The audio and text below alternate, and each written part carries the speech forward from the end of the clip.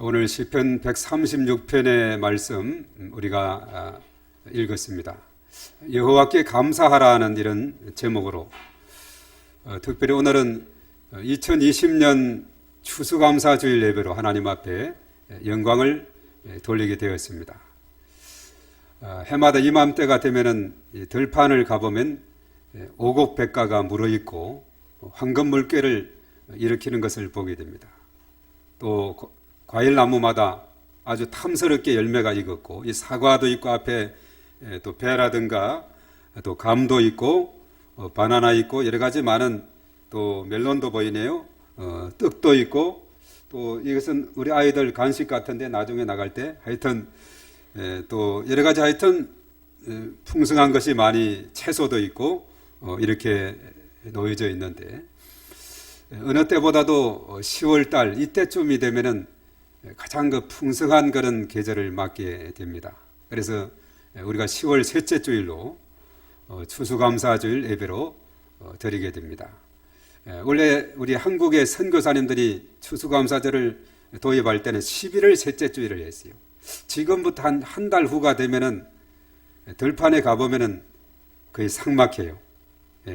낙엽도 다 지고, 요즘 보면 단풍이 산에도 있고 풍성한 그런 계절을 보게 되는데, 그래서 많은 교회들이 한 달 정도 당겨서 10월 달 중에 추수감사 예배로 드리는데, 우리는 해마다 10월 셋째 주 오늘 이렇게 드리게 되었습니다.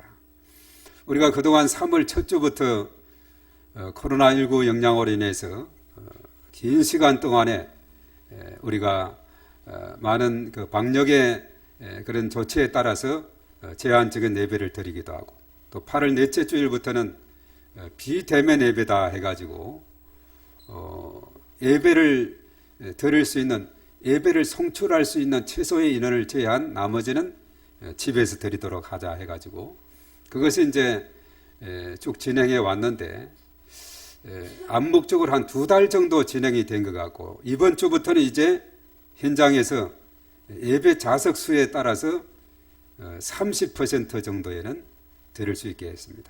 그전에는 그것을 허용할 때 그 예배 자리가 1000석이든 5000석이든 많게는 50명 이내, 또 적은 교회는 20명 이내, 이것도 이렇게 됐었는데 참 불공평하죠. 큰 한 몇천석 되는데도 50명인데, 지금은 이제 30% 하니까 몇천석 되는 데는, 예를 들어 1000석에 되는 데는 300명까지 앉을 수 있으니까 2000석에는 600명 앉을 수 있고, 그러면서 이제 방역을 수칙을 지키면서 하나님 앞에 또 예배 드릴 수 있도록 또 이런 상황까지 오게 된 것을 우리가 보게 됩니다. 오늘 특별히 그 추수감사주일을 맞이해서 우리가 현장에서 또 30% 이내 모여서 예배를 드릴 수 있는 공간의 30% 이런 시간을 우리에게 주어서 특별히 오늘 10월 셋째 주일 맞게 또 하나님 앞에 영광을 돌릴 수 있게 된 것을 감사를 드립니다.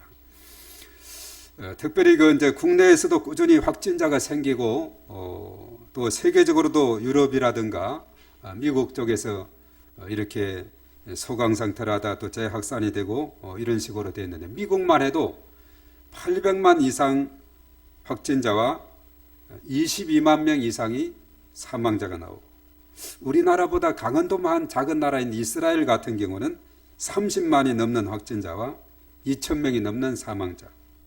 그런데 우리나라는 어제 기준으로 25,108명 확진자에 443명 사망. 오늘 아침에 91명이 더 확진자가 생겼다는 것 같은데, 전 세계적으로는 3,900만 확진자에 100만이 넘는 사망자가 나온, 아주 이 코로나19가 전 세계적으로 아주 참 어려움을 주고 있는 것이 사실입니다. 우리가 각자 생활 현장에서 방역에 힘써야 하고, 또 교회 예배를 참석하는 중에도 우리가 방역에 힘쓰며 참여해야 될 것입니다. 이러한 어려움 속에서도 우리에게 예배를 드릴 수 있고, 오늘 특히 추수감사주일 예배로 모여서 예배 드릴 수 있게 된 것에 우리는 감사와 영광을 올려드립니다. 우리가 이 추수감사 예배를 생각하면서 중심적인 핵심 단어가 뭐냐? 감사라는 그런 단어가 되겠습니다. 자, 이스라엘의 3대 절기하면 유월절, 또 칠칠절, 수장절, 초막절이라고 하는데 이것이 3대 절기입니다. 그래서 그날이 되면 이스라엘의 모든 남자들은 하나님이 정해진 그 장소, 예루살렘의 성전에 올라가서 이 유월절, 그리고 칠칠절, 그리고 수장절을 지켜야 되는데, 유월절은 우리로 말하면 고난주간과 부활절을 의미한다면 칠칠절은 맥추절을 의미하고 있습니다. 그리고 이제 수장절이라고 하고 초막절이라고 하는 것은 바로 이 추수감사주의를 의미하고 있습니다. 그래서 우리나라가 부활절을 보내고 맥추절을 보내고 추수감사절을 보내면서 이스라엘의 3대 절기를 우리의 상황에 맞게 잘 적용을 하게 되는 것이죠.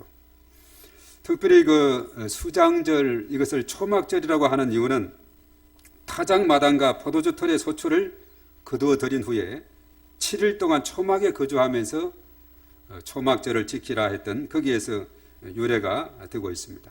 자, 이것은 뭐냐 하면 초막에 왜 집을 두고 초막에서 7일 동안 거해야 되느냐? 이것은 애굽에서 출애굽한 다음에 광야 생활을 할 때는 그들이 집에서 거주하지 못하고 초막에서, 장막에서 거주하게 되었어요. 40년 동안.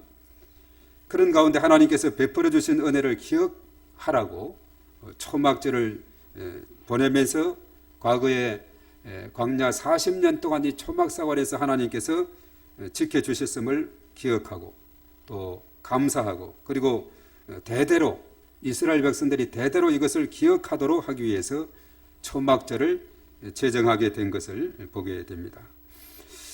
그래서 특별히 이 감사절은 그 유래가 영국의 청교도들이 신앙의 자유를 찾아서 미국으로 건너가서 그 미국 땅에 도착해서 인디언들로부터 농사법을 배우고, 그리고 첫 농사를 지어서 추수를 하고서 인디언들을 초청해서 감사의 그런 시간을 가졌던, 자, 이것을 계기로 해서 바로 감사절 예배가 진행이 되었습니다. 우리가 이스라엘 백성들이 광야의 생활을 보면은 40년 동안에 참 기적이죠. 그들의 모든 삶이. 오늘 이 본문의 말씀에도 그 부분들이 시편인 이 말씀에서 언급을 하고 있는데, 광야에서 이거 삶이 여러 가지 메마르고 먹을 것과 마실 것과 또 거할 처소와 낮에는 뜨거움과 밤에 추움, 이런 가운데서도 하나님께서 잘 지켜주시고 굶기지 아니하시고 때를 따라 메추라기와 만나를 먹이셨는데, 특별히 여호수아 5장 12절의 말씀에 가보면 이스라엘 백성들이 이제 가나안 땅에 도착해서 거기에서 농사를 짓고 첫 소산물을 먹게 되자 만나가 딱 그쳤더라. 참 하나님은 절묘하시게 타이밍을 맞추시는 하나님이다. 이스라엘 백성들이 광야길에서는 그날 주는 그 만나를 먹을 수 있도록 하시고, 가나안 땅을 차지하게 하시고, 그 땅에 가서 농사를 짓고 첫 소산물을 먹자 만나가 그치는 거예요. 참 하나님의 그 타이밍은 너무나도 절묘한 타이밍인 것을 우리가 깨닫게 됩니다. 이스라엘 백성들이 얼마나 감격했겠어요. 청교도들이 인디안들로부터 농사법을 배워서 첫 수확을 거두고 그 잔치를 벌이고 예배하는 그 모습에 얼마나 감격이 있었겠습니까? 바로 오늘 이 시간, 우리들의 시간이 이러한 감사와 기쁨과 소망의 시간이 되었으면 합니다. 그래서 감사하는 생활은 신앙인의 삶에서 가장 필수적인 요소다, 이렇게 보게 돼요. 특별히 사도 바울은 데살로니가 교회를 향해서 편지를 쓰면서 데살로니가전서 5장 16절, 17, 18절에 항상 기뻐하라, 쉬지 말고 기도하라, 범사에 감사하라, 이런 그리스도 예수 안에서 너희를 향하신 하나님의 뜻이니라, 이렇게 말씀했죠. 우리가 이번 10월 달에는 그날이 도적같이 하면서 후렴구가 항상 기뻐하라, 쉬지 말고 기도하라, 범사에 감사하라, 이 찬송하죠. 우리 축도 후에 우리 후렴성하고 이제 찬송을 하는데, 그래요. 항상 기뻐하시고 쉬지 말고 기도하고 범사에 감사하는 이런 삶이 우리에게 늘 있어야 됩니다. 이 마지막에 범사에 감사한다는 것은 어려운 상황과 어려운 여건 속에서도 하나님 앞에 감사하는 것을 말하고 있어요. 어려운 여건 속에서도 하나님은 피할 길을 주시고 지혜를 주시고 그것을 극복할 수 있도록 인도해 주시는 하나님이시다는 사실입니다. 우리가 지금까지 살아온 과정을 생각해 봐도 얼마나 수많은 어려움들이 많이 있었습니까? 그런 가운데서도 오늘까지 피할 길을 주시고 지혜를 주시고 또 극복하게 하시고 여기까지 인도하신 하나님께 감사하지 않을 수가 없는 것입니다. 그래서 감사는 환경이 어려워도 감사하라고 했어요. 성경에 보면 어려운 환경 속에서 도와주시고 역사하시는 하나님에 대해서 너무나도 많이 기록하고 있다는 사실입니다.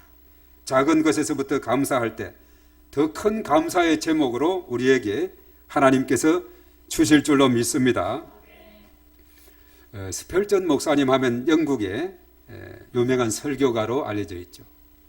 그분이 유명한 말씀을 했어요. 별빛에 우리가 밤이 되면 요즘 별빛이 보여요. 이곳에 보면 가악산이나 이쪽으로 요즘 저녁에 가로등이 돼서 사람들이 많이 걷는다 하죠. 저녁에 걸으면 별빛이 보여요. 별빛에 감사하면 달빛을 주시고 달은 별보다 더 크거든요. 그래서 아주 더 큰 빛을 우리에게 말하고 있어요. 달빛 하니까 생각나는데 이 달빛은 바로 하늘 바로 위에 있는 것 같죠. 요즘은 공기가 맑아서 그런지 미세먼지가 없어서 참 좋은 시절을 맞고 있는데 저녁 되면 참 하늘이 맑아서 별빛이 잘 보이고 달빛도 바로 위에서 보이는 것 같아요. 저희들이 미국에서 2005년도로 기억하는데 다 모든 이제 공부 일정을 마치고 한국으로 돌아오기 전에 이제 허드슨 강가로 우리가 나가서 모였는데 그때 달이 바로 위에 있더라고요. 그 달이 한국에 보면 또 바로 위에 있는 거예요. 참 신기하죠. 바로 위에 있는 달이 그 맨하탄 이쪽도 아주 공기가 맑기 때문에 달이 가까이 보이는데 요즘 이 가악산 쪽에서 이 서독산 이쪽에서 보면 달이 바로 위에 있는 것을 보게 돼요. 참 우주의 신비가 참으로 놀랍다는 것을 깨닫게 되죠.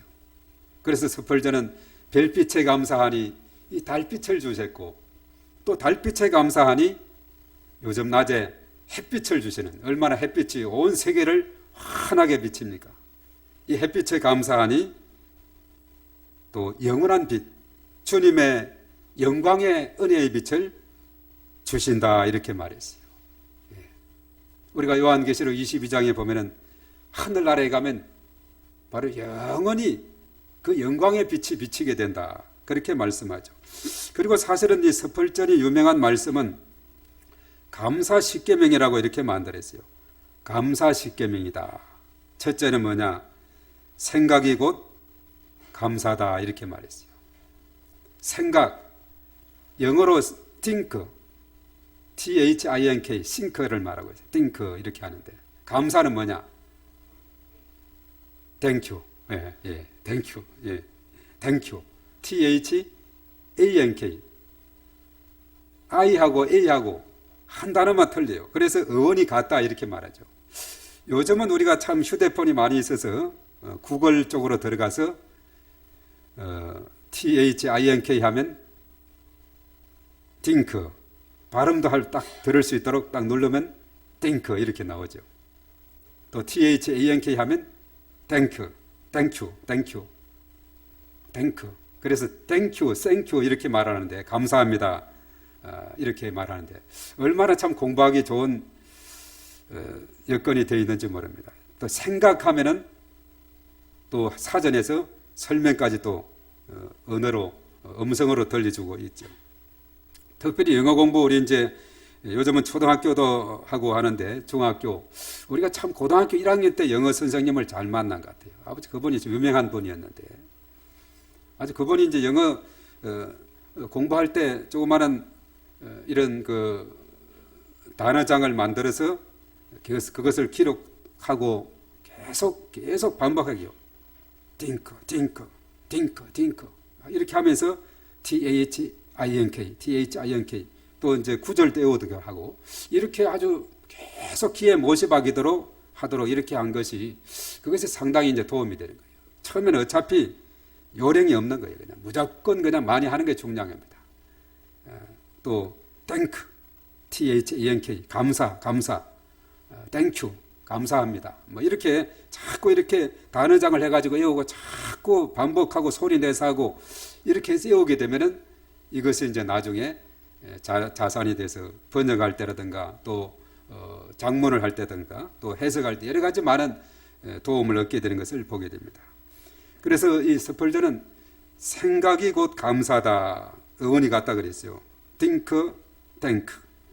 깊은 생각이 감사를 불러일으킨다 그랬어요. 그리고 두 번째는 작은 것부터 감사하라. 그러면 바다도 작은 물방울부터 시작이 되었다. 사소하고 작아 보이는 것에 먼저 감사하라. 그러면 큰 감사거리를 만나게 된다. 세 번째는 자신에게 감사하라. 네 번째는 일상을 감사하라. 다섯 번째는 문제를 감사하라. 여섯 번째는 더불어 감사하라. 일곱 번째 그럼에도 불구하고 감사하라. 여덟 번째 잠들기 전에 감사하라. 아홉 번째 감사의 능력을 믿고 감사하라. 열 번째는 모든 것에 감사하라. 당신의 삶에서 은혜와 감사가 아닌 것이 단 한 가지도 없다는 것이에요. 그래서 모든 것에 우리는 감사해야 된다는 거죠. 그래서 감사의 조건을 가만히 찾고 되새기고 묵상하고 하면 나오게 돼 있어요. 그렇지 않고 살아가면 우리가 감사한 건지 아닌 건지 구분을 못할 수가 있는데 정말 우리가 깊이 감사할 것이 뭐가 있는가 자꾸 생각해보고 우리가 기도가 잘 안 될 때 내가 감사할 것이 뭐가 있는가 자꾸 생각해 보시고 또 한번 써보세요. 정말 우리의 삶 가운데 감사할 조건들이 너무나 많습니다. 마지막에 그랬죠. 당신의 삶에서 은혜와 감사가 아닌 것이 단 한 가지도 없다 이렇게 말했죠. 우리가 지금 맑은 공기를 마시고 숨을 쉬고 살아있다는 것, 주의 전으로 올라와서 하나님 앞에 예배를 드릴 수 있게 되었다는 것, 이 모든 것도 하나님 앞에 감사할 일이지 않을 수가 없습니다. 그리고 우리의 살아가는 모든 삶, 오늘도 새로운 날 허락하시고 살아갈 수 있도록 인도하시고 이 모든 것도 감사의 제목이 되고 조건이 되는 것입니다. 그래서 스펄전은 이 감사 10계명을 이렇게 만들어서 늘 감사하도록 그렇게 한 것을 보게 되는 것입니다. 그래서 오늘 이 말씀은 특별히 하나님께 대한 이 감사 그리고 경배 이것이 이제 주제가 되는데 오늘 특별히 시편 136편은 1절에서 26절까지 이제 되어 있는데 우리가 시간상 16절까지만 읽었어요. 자, 여기서 보면 각 구절마다 앞에는 감사하라. 그리고 그 후렴적으로 그 인자하심이 영원함이로다. 우리 한번 따르겠어요. 감사하라. 그 인자하심이 영원함이로다. 네, 이것을 이제 계속해서 반복해서 그럼 무엇을 감사하고 또 그 인자하심이 영원함이로다. 이렇게 이제 계속 반복하고 있어요. 그래서 하나님의 변함없는 인자와 사랑에 대해서 다양한 관점에서 기록한 감사시가 오늘 시편 136편이라는 거죠. 1절에서 3절은 시인은 감사에 대한 명령으로 시작해서 마지막 26절에 동일한 내용으로 끝을 맺고 있는 아주 그냥 이렇게 막 쓴 것이 아니라 아주 조화롭게 쓴 것을 우리가 보게 됩니다. 그래서 시편 136편을 잘 세분을 해보면은 여호와의 인자와 선하심에 대해서 감사할 것을 1절에서 3절에 또 4에서 9절은 천지를 창조하신 하나님의 능력 그리고 10절에서 22절까지는 이스라엘 역사를 인도하신 하나님 출애굽에서부터 가나안까지 인도하신 것에 대해서 오늘 여기에서 다 담고 있다는 겁니다. 그리고 마지막 23에서 26절에는 하나님께서 돌봐주심에 대해서 감사할 것을 구성하고 있다 이렇게 봅니다. 그래서 우리가 짧게 생각해 볼 것은 1에서 3절에 보면 여호와의 선하심과 인자하심에 감사하라 그렇게 말했어요. 여호와의 위대하심에 대해서 감사할 것을 반복적으로 요청하고 있는데 오늘은 본 시편의 1절에 3절 이 말씀이 서론적인 부분으로 하나님께 대한 감사의 이유에 대해서 다양한 하나님의 명칭을 들고 있습니다. 사실은 1절은 여호와께 감사하라 했죠. 여호와는 지존하신 하나님이다는 뜻이. 지존자라는 것은 언약을 맺으시고 구원을 베푸시는 하나님이라는 그런 뜻이고 2절에는 신들 중에 뛰어난 하나님을 했죠. 엘로힘, 전능하신 하나님을 말합니다. 우주를 창조하시고 섭리하시며 심판하시는 권능의 하나님이라는 겁니다. 3절에는 주들 중에 뛰어난 주께 감사하라 그랬죠. 아도나이, 세상 모든 것을 주관하시는 하나님이다 하는 거죠. 여호와 엘로힘 아도나이. 이 아도나이는 세상 모든 것을 주관하시는 하나님인데 세상을 주관하시는 통치자들 위에 탁월한 주권자가 되시는 분이 하나님이다. 그래서 하나님의 다양한 명칭을 통해서 하나님의 위대하심을 오늘 여기에 서론에서 언급하고 있습니다. 그래서 이렇게 다양한 하나님의 명칭을 사용한 이유는 하나님의 권능과 사역을 다양한 관점에서 설명하고 강조하기 위해서 그렇게 썼다는 거죠. 그래서 오늘 시인은 서두에서 하나님이 지존자로서 언약을 맺으시고 구원하시는 분이시라는 것을 감사하고 있습니다. 또한 하나님은 우주를 창조하시고 섭리하시며 심판하시는 권능을 지니신 분이다. 그것을 감사하고 있고, 그리고 3절에 세상을 주관하시는 통치자들 위에 탁월한 주권자이 것이기에 또한 감사의 조건이 된다. 이렇게 말하죠. 그리고 나서 이제 4절에서 9절까지 보면 천지 창조, 천지를 창조하신 하나님의 창조 사역에 대해서 감사하라 이렇게 말씀하고 있습니다. 우리가 창세기 1장 1절에서 2장 25절 1장과 2장의 말씀 보면 하나님의 천지 창조가 나오고 있죠. 자, 하나님께서 구체적으로 창조하신 창조 사역에 대해서 여기에서 4절에서 9절까지 쭉 언급하고 있는데, 하나님은 하늘을 지으시고 땅을 지으시고 하늘의 해와 달과 별들을 만들어서 땅을 비추게 하셨죠. 또 인간들에게 알맞은 자연 환경을 주셨고, 그리고 식량을 제공하신 그런 하나님의 모습을 보게 됩니다. 자, 하나님은 이러한 위대한 사역을 누구의 도움도 필요 없이 홀로 큰 기이한 일을 행하셨다라고 4절에 말씀하고 있어요. 홀로 누구의 도움 없어도 하나님은 스스로 이런 놀라운 일을 행하시는 분이시다는 거죠. 그래서 우리가 요한복음 1장 1절에서 3절에 하나님은 오직 그의 말씀으로, 그분의 말씀으로 천지를 지으셨고, 또 오늘 이 5절의 말씀에 지혜가 나오는데 시편 104편 24절, 잠언서 8장 22절 이하에 나오는 지혜로 바로 이 일을 성취하셨다라고 이렇게 말씀하고 있어요. 그래서 오늘 이 말씀을 보면 1절에서 9절까지 전체는 우주 속에서 역사하시는 하나님에 대해서 그 하나님의 능력을 기록하고 있는 겁니다. 이제 10절부터 마지막 절까지는 이 우주 쪽만 이야기하면 너무나 감이 멀기 때문에 이제 이스라엘의 역사 속에서 활동하시는 하나님의 사역을 언급하면서 우리의 일상에 하나님의 그 능력과 하나님의 인도하심을 우리가 체험하며 살아갈 수 있도록, 그래 오늘 10절 말씀부터 이제 역사 속에서 활동하시는 하나님의 모습을 언급하고 있습니다. 그래서 오늘 10절에서 22절은 이스라엘의 역사를 인도하신 하나님께 감사하라 했어요. 오늘 10절 시작이 어떻게 됩니까? 애굽의 장자를 치신 이에게 감사하라 이렇게 말했죠. 우리가 출애굽의 그런 과정에서 보면은 당시 애굽에서 바로의 장자로부터 모든 생축의 초태생이 죽는 재앙을 맞게 돼요. 출애굽기 11장 5절 이하에 나오는데, 바로는 그동안에 많은 재앙을 경험했으면서도 하나님의 명령을 계속 거부하는 겁니다. 너무나 마음이 완악하기 때문에. 그런데 마지막 장자 죽음의 재앙에서 그 완악한 마음이 와르르 무너지게 되고 바로 무릎 꿇게 되고 손을 번쩍 드는 항복을 하게 되는 것입니다. 장자 죽음. 그런데 이스라엘 백성들에게는 어떤 일이 있었느냐? 우리가 전에 공과에도 나온 것 같았는데, 어린 양의 피를 이스라엘 사람들의 집 문설주에, 문지방과 문설주에 이렇게 쭉 어린 양의 피를 발라놓으면 죽음의 신이 애굽 전역에서 이렇게 쭉 오다가 애굽 사람들의 집에는 들어가는데 이스라엘 집에는 왔다가 어린 양의 피를 보고는, 문설주 문지방에 발라지는 피를 보고는 건너뛰었어요. 건너뛴다를 영어로 패스 오브, PASS OVER, 패스 오브. 이게 우리말로 유월절이다. 유월절은 죽음의 신이 건너뛰었다. 그래서 이스라엘 백성들에게는 아무도 죽음이 오지 않았어요. 장자라든가 가축의 첫 새끼라든가 아무도 오지 않았지만 애굽 사람들에게는 오게 됐다는 겁니다. 그래서 패스오브, 죽음의 신이 건너뛰었다. 유월절이다.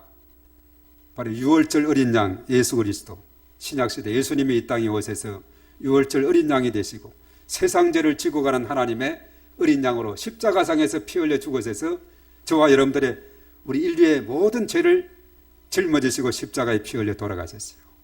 누구든지 예수님을 마음속에 믿기만 하면 그 피공로로 죄 씻음 받고 구원받게 됨에 대해서 바로 유월절 어린 양의 피는 바로 예수님의 십자가의 예표였다. 십자가 피가 있는 곳에 죽음의 권세가 물러가더라 이거죠. 그래서 오늘 이 10절에 애굽의 장자를 치신 이에게 감사하라 그 인자하심이 영원함이로다 했을 때는 바로 어린 양의 피, 문설주에 바른 그것뿐만 아니라 바로 예수님의 십자가를 우리가 깊이 묵상을 해야 되고 깊이 생각을 해야 돼요. 그 십자가가 저와 여러분들을 구원하게 된 줄로 믿습니다.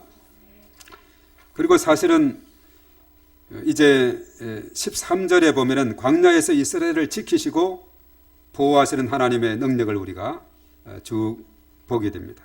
광야 생활에서도 이스라엘을 보호하시고 승리를 주셨어요. 그렇죠. 홍해를 갈라주셨고 이스라엘은 육지천은 건넜는데 이스라엘 백성들을 잡으러 오는 애굽 군대는 엎드렸어요. 물이 원상복귀가 되어서 다 거기에 물에 빠져 죽게 된 겁니다. 익사하게 됐죠. 그래서 그리에서 광야길을 무사히 이스라엘 백성들은 통과한 내용들이 쭉 여기에서 기록이 되고 있다는 사실입니다. 그리고 사실 광야길에서 이스라엘 앞길을 가로막았던 이방의 왕들이 있었어요. 특별히 아모리인의 그 시온 왕이라든가 바산의 왕 옥이라든가 이런 나라 왕들은 상당히 강한 군대를 가지고 있었는데 하나님께서 다 물리쳐 주신 줄로 믿습니다. 그 전에는 유명한 출애굽기 17장 8절에서 16절에 나오는 누굽니까? 아말렉. 모세는 산 꼭대기에 올라가서 손을 들고 기도하고 너무나 피곤할 때 손이 내려올 때 아론과 훌이 양쪽에서 잡아줘서 계속 들고 있으니 여호수아가 이끈 군대가 아말렉을 물리친 줄로 믿습니다. 아말렉을 물리치시고 아모리인의 시온 왕을 물리치시고 바산 왕 옥을 죽이시고 자 이들은 우상 숭배로 타락한 자들이기 때문에 하나님의 진노의 대상이었고 하나님이 그들을 물리치고 죽이게 이렇게 되다 보니 이 소문이 어디까지 전파됐느냐.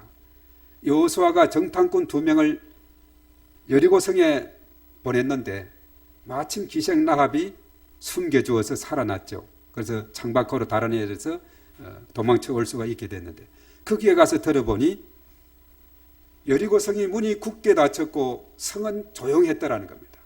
왜인가 하니 저기에 우리 쪽으로 오는 이스라엘 백성들 하나님이 그들 뒤에 있어서 저들은 아말렉을 물리쳤고 아모리 왕 시온을 물리쳤고 바산 왕 옥을 물리쳤고 계속해서 승리하고 있는데 그 이스라엘 군대들이 가까이 온다 해서 성문을 굳게 닫고 있은 겁니다.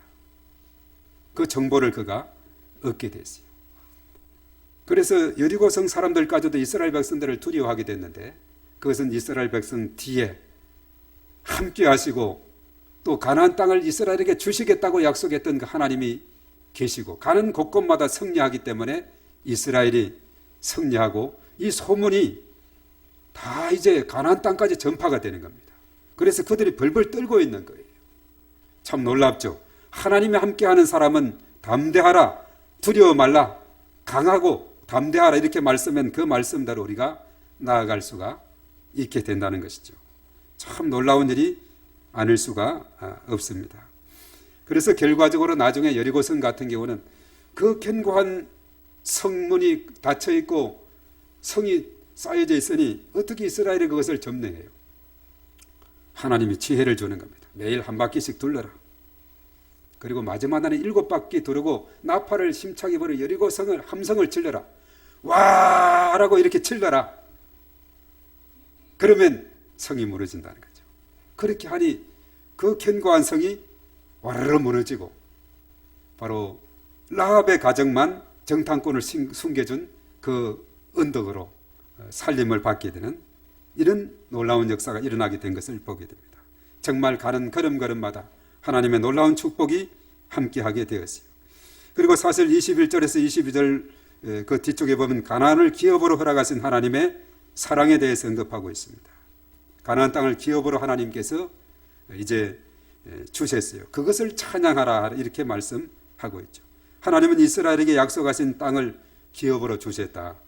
그 인자하심이 영원하미로다 찬양하고 있습니다. 그리고 이제 마지막 23에서 26절은 하나님의 돌보심에 대한 감사를 말하고 있어요. 이스라엘이 비천한 가운데 있을 때 하나님이 기억해 주셨어요. 정말 어렵고 힘든 가운데 있을 때 하나님이 기억해 주셨다. 얼마나 참 위로가 되는지. 그리고 대적으로부터 건져주셨어요. 그렇죠. 아말렉, 아모리, 시온, 거기부터 다 바산 다 건져주었었죠. 그리고 광야에서 꼭 필요한 것이 뭐가 있습니까? 일용할 양식을 주신 것에 대해서 감사하고 있다는 겁니다. 하나님께서 광야길에서 이스라엘 백성들에게 홍해를 건너게 하고 대적을 물리치게 하고 필요한 양식을 먹이시고 반석에서 물이 나게 하고 낮에는 구름 기둥으로 그 뜨거운 태양을 막아주시고 밤에는 불 기둥으로 추위를 대표주시고 얼마나 좋으신 하나님인지. 그래서 시인은 이스라엘이 어려움에 처했을 때 완벽하게 보호하신 하나님의 은총을 찬양하고 있습니다. 시인은 이스라엘의 역사를 예를 들면서 환난과 고통 속에서도 절망하지 말고 온전히 구원을 베풀어 주시는 하나님을 바라보라라고 오늘 이 말씀은 우리에게 가르쳐 주고 있습니다.